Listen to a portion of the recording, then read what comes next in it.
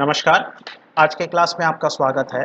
मैं बेलूर मठ लाल विद्यालय का शिक्षक आज आपके लिए लाया हूँ ऊष्मा की घटना का भाग 2, जिसमें हमें सीखना है कि द्रवों में ऊष्मीय प्रसार क्या है, आभासी तथा वास्तविक प्रसार क्या होता है, जल का अनियमित प्रसार किसे कहते हैं तथा जल के अनियमित प्रसार के कारण दैनिक जीवन में होने वाली कुछ घटनाओं को हमें समझना है। आइए शुरू करते हैं और सबसे पहले देखते हैं कि द्रवों में ऊष्मीय प्रसार क्या है। देखिए, द्रव मतलब क्या है? तरल। और तरल पदार्थों का कोई आकार नहीं होता। तो अगर कोई आकार नहीं होता तो इनमें रेखीय प्रसार तथा क्षेत्रीय प्रसार की कोई गुंजाइश नहीं रहेगी। हमें केवल आयतन प्रसार के बारे में ही यहाँ पे विचार करना पड़ेगा, है ना? क्योंकि कोई आकार नहीं है तो वो इस तरह से लंबे छड़ के रूप में नहीं रह सकता, या तो फिर वो उसका कोई क्षेत्रफल नहीं हो सकता इस तरह से। तो उसका केवल आयतन होगा, तरल का केवल आयतन होगा, इसलिए उसका केवल आयतन प्रसार गुणांक ही हमें विचार में लाना पड़ेगा। तो इसका मतलब ठोस पदार्थों की तरह द्रवों का कोई निर्दिष्ट आकार ना होने के कारण द्रवों के लिए केवल आयतन प्रसार गुणांक पर ही विचार किया जाता है। अब समझते हैं कि आभासी प्रसार तथा वास्तविक प्रसार क्या है। देखिए, मान लेते हैं कि किसी द्रव को हमने इस तरह से एक पात्र में रखा है, इस तरह से पात्र में रखा है, और इस पात्र को अब हम ऊष्मा प्रदान कर रहे हैं, गर्मी प्रदान कर रहे हैं, जिसके कारण से इसका आयतन प्रसारित होगा। इतना तो हमें पता है कि ऊष्मा प्रदान करने से आयतन में प्रसार होता है। तो यहाँ पे आयतन में प्रसार होगा। आयतन में प्रसार होने के बाद हमने देखा कि इसी पात्र में पहले तरल पदार्थ जहाँ तक था उससे ऊपर तक आ गया, मतलब उसमें प्रसार हो गया। लेकिन यहाँ पे जो प्रसार हमने देखा है, ये जो प्रसार हमें दिख रहा है, ये प्रसार असल में हमें आभास हो रहा है कि इतना प्रसार है। हमें लग रहा है, आभास होना मतलब हमें लगना, हमें लग रहा है कि इसका प्रसार इतना सारा हो गया है, लेकिन असल में प्रसार इतना सारा नहीं हुआ है। वो क्यों? वो इसलिए क्योंकि आप ध्यान दीजिए कि ये जो पात्र है, इस पात्र को अगर मैं मान लेते हैं कि किसी दूसरे रंग से मैं दिखाऊं, मान लेते हैं ये जो पात्र है, ये पात्र, ये जो पात्र आपको दूसरे रंग से नजर आ रहा है, ये पात्र भी तो गर्म हुआ है ऊष्मा के आने से।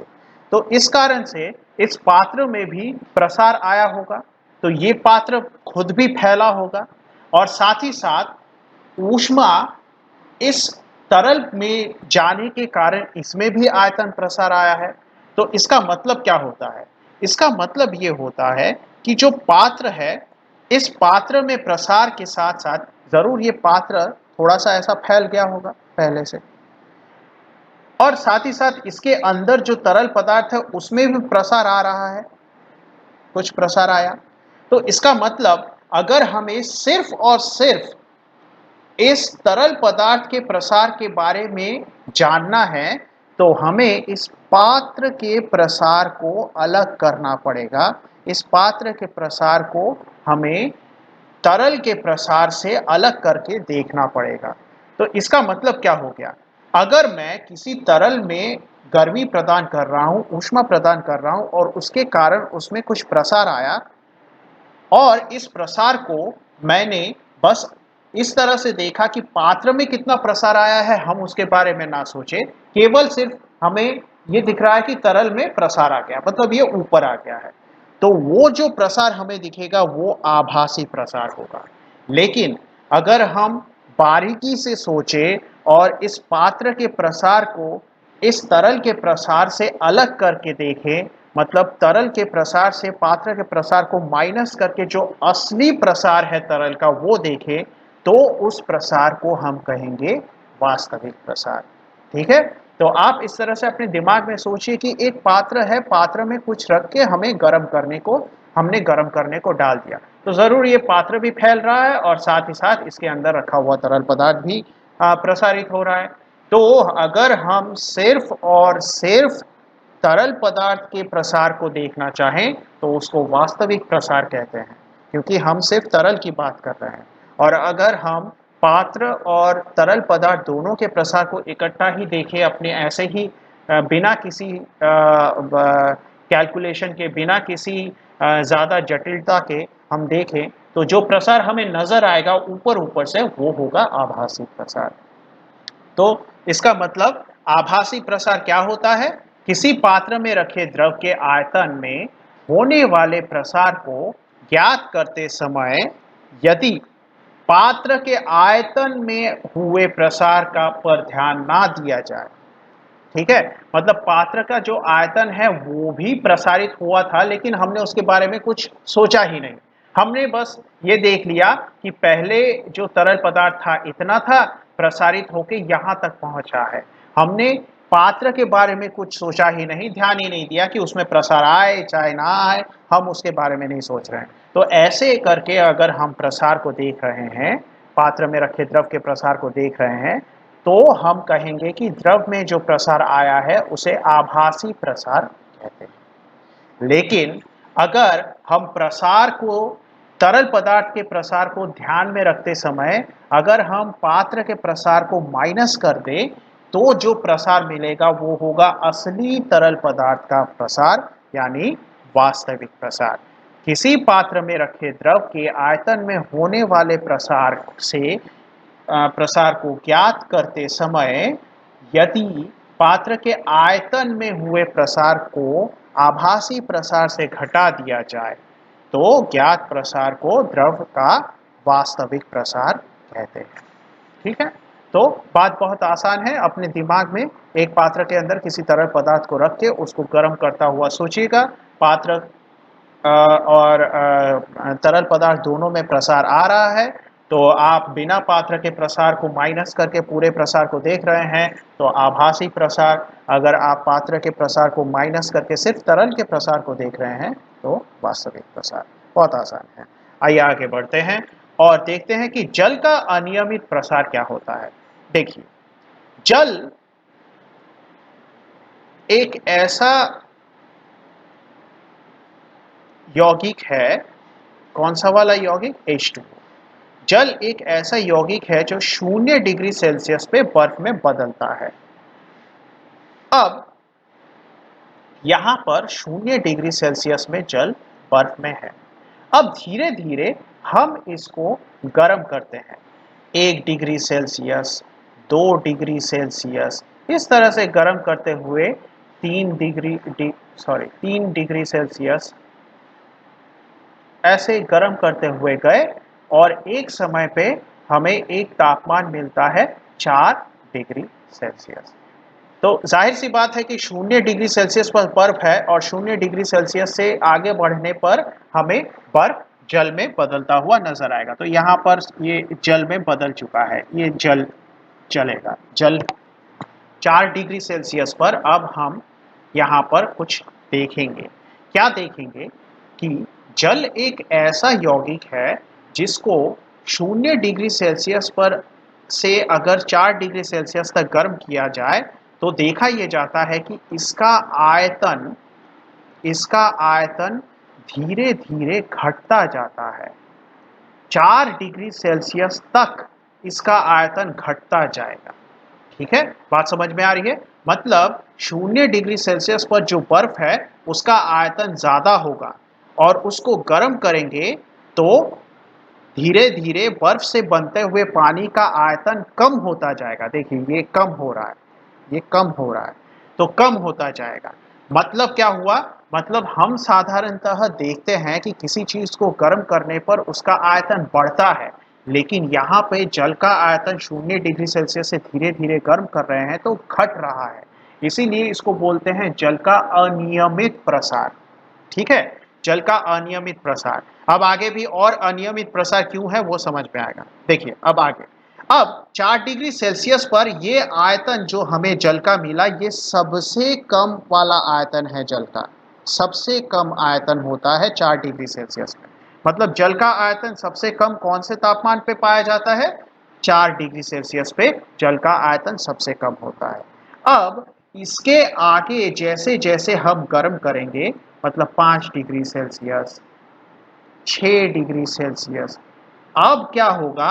अब फिर से आयतन बढ़ना शुरू होगा। मतलब इस बार अब आयतन बढ़ रहा है। ठीक है, तो इसका मतलब अगर मैं एक इस तरह से एक ग्राफ प्लॉट करूं, इधर तापमान का और इधर आयतन का, इस तरह से एक ग्राफ प्लॉट करूं, और मान लेते हैं कि ये 4 डिग्री सेल्सियस का तापमान है और ये 0 डिग्री सेल्सियस का। तो 0 डिग्री सेल्सियस पे आयतन जितना होगा, 1 डिग्री सेल्सियस पे आयतन उससे कम होगा। 2 डिग्री सेल्सियस, 1 डिग्री सेल्सियस है, ये 2 डिग्री सेल्सियस है, ये मान लेते हैं कि 3 डिग्री सेल्सियस है। तो 0 डिग्री सेल्सियस पे आयतन जितना होगा, 1 डिग्री सेल्सियस पे आयतन उससे कम हो जाएगा, 2 डिग्री सेल्सियस पे आयतन और उससे कम हो जाएगा, 3 डिग्री सेल्सियस पे और कम होगा, 4 डिग्री सेल्सियस पे और कम हो जाएगा। मतलब देखिए आयतन धीरे धीरे धीरे धीरे कम होता हुआ सबसे कम कब आएगा? सबसे कम होगा जब वो 4 डिग्री सेल्सियस पे पहुंचेगा। और फिर 4 से जब ये 5 डिग्री सेल्सियस पर हम जाएंगे, 6, 7, इस तरह से जैसे तापमान बढ़ाएंगे, जल का आयतन फिर से बढ़ता जाएगा। तो देखिए आयतन पहले घट रहा था, 4 डिग्री सेल्सियस तक घटता गया, उसके बाद फिर 4 डिग्री सेल्सियस के बाद फिर से बढ़ता गया। मतलब ये क्या हो गया? ये पहले प्रसार, ये पहले जल जो है ये संकुचित हो रहा है, आयतन घट रहा है, उसके बाद धीरे धीरे आयतन में प्रसार आ रहा है। तो इसका मतलब यही है जल का अनियमित प्रसार। तो याद रखिएगा जल की ये एक ये बहुत ही यूनिक, जिसको कहते हैं, वो गुण है। तो जल क्या होता है? 0 से 4 डिग्री सेल्सियस तक गर्म करने पर जल का आयतन बढ़ता नहीं अपितु घटता है। हमने कहा था 4 डिग्री सेल्सियस तक ये घटता जाएगा, तथा 4 डिग्री सेल्सियस पर ये क्या हो जाएगा? सबसे कम होता है। ठीक है, इसको अपने नोट में जोड़ के रखिएगा, मैंने यहाँ पे अलग से लिखा नहीं है, लेकिन मैंने आपको बताया है कि 4 डिग्री सेल्सियस पर जल का आयतन सबसे कम हो जाएगा, और फिर 4 डिग्री सेल्सियस के पश्चात जल का आयतन तापमान बढ़ने के साथ बढ़ता रहता है।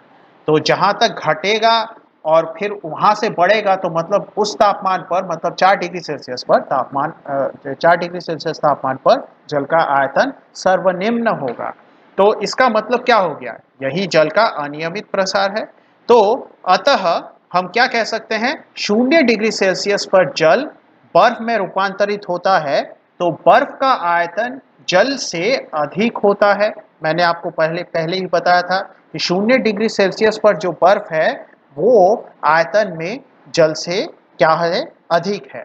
और उसको फिर जैसे ही हम गर्म करना शुरू करेंगे, उसका आयतन घटता जाएगा, घटते घटते 4 डिग्री सेल्सियस तक घटता जाएगा, फिर 4 डिग्री सेल्सियस के बाद बढ़ेगा। तो 0 डिग्री सेल्सियस पर जो बर्फ है उसका आयतन पानी से अधिक होता है। यही कारण है कि बर्फ का घनत्व जल से कम होता है एवं बर्फ पानी में तैरता है। तो ये जो सवाल कभी कभी आ जाते हैं कि बर्फ पानी में तैरता क्यों है, तो 0 डिग्री सेल्सियस पर उसका आयतन ज़्यादा है, आयतन ज़्यादा है मतलब उसका घनत्व क्या होगा? जल से कम होगा। और जल से कम घनत्व है, तो कम घनत्व वाली चीज़ें किसी दूसरे चीज़ में तैरती जाती हैं। तो इस तरह से हमें यहाँ पर पता लगता है कि बर्फ क्यों जल में तैरते हैं। तो ये जल का अनियमित प्रसार जो है, इसके कारण हमें हमारे दैनिक जीवन में कुछ घटनाएं घटती हुई नजर आती है। इसमें से सबसे पहली घटना है कि जाड़ों में पहाड़ी चट्टानों का स्वयं फट जाना। देखिए, मान लेते हैं कि ये एक चट्टान है, ये एक चट्टान है जिसमें कहीं कहीं छोटी छोटी क्रैक यानी छोटी छोटी दरारें ऐसे है। ये छोटे छोटे कहीं पे दरार, छोटा गड्ढा, इस तरह से एक चट्टान हमारे सामने है। अब मान लेते हैं कि इन दरारों में पानी चला गया, बारिश हुई, पानी चला गया। अब पानी चला गया, इनके अंदर तो अगर ये सर्दी का मौसम है और पानी लगभग मान लेते हैं ये ऐसी जगह है जहाँ पर 4 डिग्री सेल्सियस पर पानी है आ गया है। तो 4 डिग्री सेल्सियस मतलब पानी का आयतन सबसे कम, और इस हालत में ये पानी अंदर चला गया है इन दरारों में। अब धीरे धीरे देखिए 4 डिग्री सेल्सियस, अब आपको लग रहा होगा कि एकदम से 4 डिग्री सेल्सियस पर ही पानी क्यों है, तो थोड़ा सोचिए कि हो सकता था कि ये 10 डिग्री सेल्सियस पर तापमान था, किसी इलाके में कोई पत्थर रखा है जहाँ पे कई सारी दरारें हैं और बारिश हुई और पानी यहाँ पे आ गया, जम गया। अब धीरे धीरे तापमान कम हो रहा है, तो कभी 10 डिग्री होगा, कभी 8 डिग्री होगा, कभी 5 होगा, होते होते कभी ना कभी तो 4 डिग्री सेल्सियस आएगा। तो ऐसे 4 डिग्री सेल्सियस पे पानी का आयतन जो है सर्वनिम्न है, तो वो पानी जितना भी है इसके अंदर जा सकता था उतना चला गया। अब धीरे धीरे कम हो रहा है, कितना, 3 हुआ, उसके बाद 2 हुआ, उसके बाद 1 डिग्री हुआ, फिर 0 डिग्री हुआ। तो क्या हो गया, धीरे धीरे पानी का जो आयतन है वो भी बढ़ रहा है, और जो बर्फ 0 डिग्री सेल्सियस पे बनेगा उसका आयतन तो पानी से बड़ा ही होगा। और पानी से बड़ा आयतन मतलब क्या, ये ज़्यादा जगह घेरने की कोशिश करेगा इन दरारों में, और इन दरारों में ज़्यादा जगह घेरने की कोशिश में इन दरारों को ये ऐसे ऐसे धक्का देगा। बर्फ इनके बीच में फंसी हुई है और वो बर्फ बढ़ने की कोशिश करेगी, क्योंकि उसका आयतन पानी से, जिस पानी से वो बर्फ बना था उससे ज़्यादा है। तो वो अचानक से अपने आसपास ऐसे दबाव डालेगा, ऐसे दबाव डालना शुरू करेगा और इन दरारों को बढ़ाता जाएगा, और एक समय ऐसा आएगा कि चट्टानें फट जाएंगी। तो इस तरह से जाड़ों के मौसम में या तो फिर शीत प्रधान देशों में चट्टानें इस तरह फट जाती है अपने आप। तो जाड़ों में चट्टानों के छिद्रों और दरारों में जमा जल 0 डिग्री सेल्सियस से 4 डिग्री सेल्सियस तापमान के बीच कम आयतन घेरते हैं। ठीक है, तो इसके बीच में जो ये जो दो तापमान है, 0 से 4 डिग्री सेल्सियस के बीच का पानी कम आयतन में रहेंगे। यदि जल 0 डिग्री सेल्सियस या उससे कम तापमान पर बर्फ में रूपांतरित हो जाए तो क्या होगा, बर्फ का आयतन तो पानी से ज्यादा होता है, तो आयतन में वृद्धि के कारण चट्टानों में इतना दबाव पड़ता है कि वे फट जाते हैं। तो इस प्रकार से हमें पहली घटना देखने को मिली जो कि जल के अनियमित प्रसार के साथ जुड़ी हुई है। अब आगे, ठंडे प्रदेशों में जल के पाइप का फट जाना। ठीक है, तो देखिए हमें पता है कि हमारे घरों में नलों तक पानी आता है पाइप में से। ठीक है, इस पाइप में से पानी ऐसे जा रहा है। मान लेते हैं कि हमारा देश शीत प्रधान देश है, शीत प्रधान देश है। तो शीत प्रधान देशों में अक्सर क्या होता है, तापमान फिर से वही बात कि मान लेते हैं शीत प्रधान देशों में तापमान 7 डिग्री सेल्सियस पर कहीं पर है। तो अब धीरे धीरे सर्दियां बढ़ रही हैं, 7 डिग्री सेल्सियस से कम होते होते 6 हो गया, 5 हो गया, कभी ना कभी 4 डिग्री सेल्सियस पर आएगा। तो ऐसे में पानी का तापमान, पानी का आयतन जो है वो क्या हो जाएगा, सर्वनिम्न होगा। अब क्या होगा, अब और कम होगा, 3 डिग्री सेल्सियस। अब 4 से 3 मतलब क्या, आयतन बढ़ रहा है। याद कीजिए 4 से 3 आयतन बढ़ गया, 3 से 2 और थोड़ा आयतन बढ़ गया, 2 से 1 आयतन पानी का और बढ़ गया, 1 से 0 डिग्री सेल्सियस बर्फ बनेगा, और बर्फ से पानी का आयतन जितना भी है वो तो ज़्यादा होगा ही। और ऐसा होने पे क्या होता है, पाइप के अंदर बहुत ज़्यादा दबाव बढ़ने लगता है, क्योंकि अंदर से आयतन बढ़ रहा है तो वो पाइप को बाहर की ओर दबाने लगता है, ढकेलने लगता है। तो यही कारण है कि ठंडे प्रदेशों में जल में पाइप का पानी क्या होता है, अगर जम गया या तो फिर 4 डिग्री सेल्सियस से 0 डिग्री सेल्सियस के पहुंचने की तक पहुंच रहा है, तो अंदर से दबाव बढ़ने के कारण पाइप फट जाते हैं।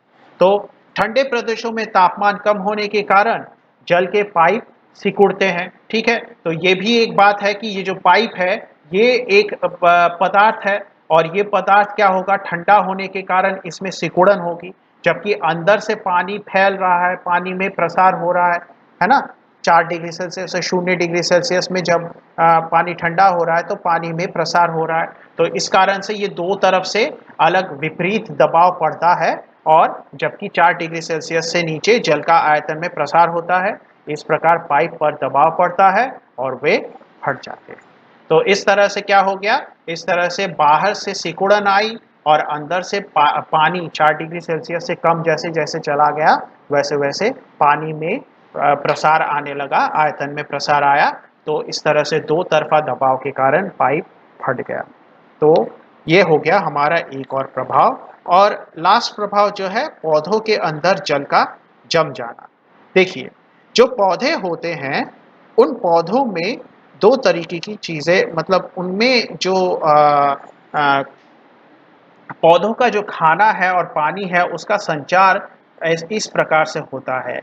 एक होता है जाइलेम और एक होता है पौधों का फ्लोएम। ठीक है, तो इस तरह से उनमें जल संचार होता रहता है। तो ये सब कुछ पौधों में जब होगा तो अंदर, पौधों के अंदर जो जाइलेम और फ्लोएम में बहने वाला पानी है वो शीत प्रधान देशों में या ठंडी के समय में वो भी जम जाएंगे और उनके भी आयतन में वृद्धि होने के कारण पौधों का जो जाइलेम और फ्लोएम है उस पर अंदर से बहुत ज़्यादा दबाव आएगा और इस कारण से वो पौधों के तने भी फट सकते हैं।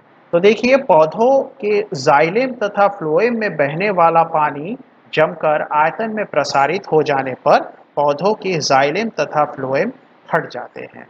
तो ये भी एक घटना हमें देखने को मिलती है। इस तरह से हमारे इस पाठ का भाग 2 समाप्त होता है।